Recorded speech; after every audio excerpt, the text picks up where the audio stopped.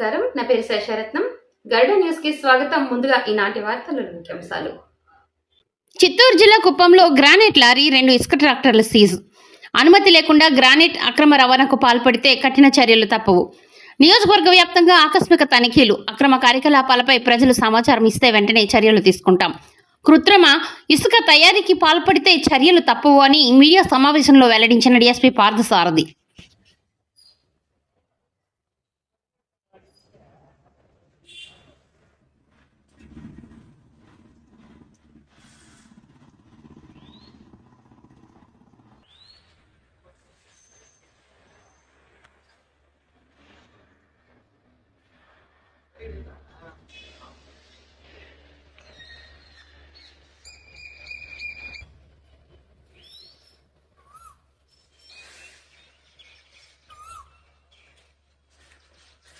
ఈ రోజు మార్నింగ్ మాకు రాబడిన సమాచారం పైన ఈ గ్రానైట్ అక్రమ రవాణా జరుగుతుందని తెలుసుకుని మా ఎస్ఐ గారు మేమంతా పోయి ఇంటర్సెప్ట్ చేయడం జరిగింది.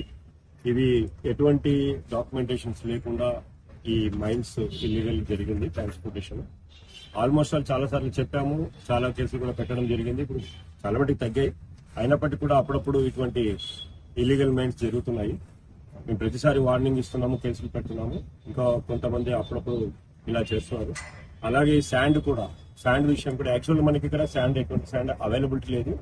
ఇవి అన్యాచురల్ శాండ్స్, ఇది మ్యాన్ మేడ్ శాండ్. ఇటువంటి చేయొద్దని చెప్తున్నాము. ఈ మనకి రెస్కో వాళ్ళకు కూడా మేము రిక్వెస్ట్ ఇవ్వడం జరిగింది. ఈ ఇల్లీగల్ శాండ్ ఏదైతే ఉందో, మ్యాన్ మేడ్ శాండ్ తయారు చేయడానికి కరెంట్ చాలా అవసరం అవుతుంది. వాటికి కూడా డిస్కనెక్ట్ చేయమని కూడా రిక్వెస్ట్ చేశాము. చాలా మటుకు తగ్గాయి, కానీ మళ్ళీ కొత్త వాళ్ళు ఈ ఫీల్డ్ లోకి వస్తున్నారు. ఈ మట్టి నుంచి ఇసుకను తయారు చేసేసి బయట ప్రదేశాలకు పంపిస్తున్నారు. దానిలో కూడా ఇప్పుడు ఇది పట్టుకున్నప్పుడు ఈ 2 ట్రాక్టర్లను కూడా పట్టుకోవడం జరిగింది.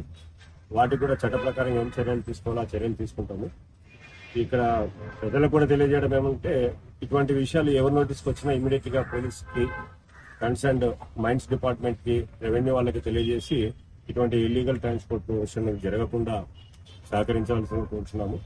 ప్లస్ అలాగే ఇటువంటి ఇల్లీగల్ ట్రాన్స్పోర్టేషన్, శాండ్, అలాగే మైన్స్ కూడా వాళ్ళకు కూడా గట్టిగా హెచ్చరించడం జరుగుతుంది.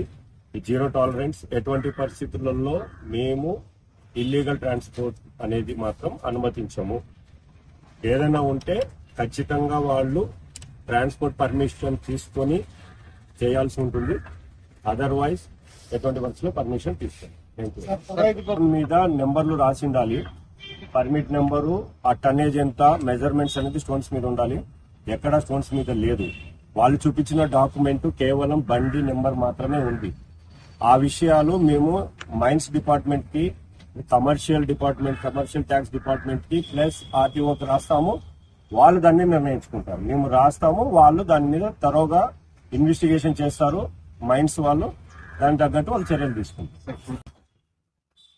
మీరు అడిగిన విషయమే మేము ఇప్పుడు రెస్కో వాళ్ళ పెద్దవాళ్ళతో కూడా మాట్లాడడం జరిగింది.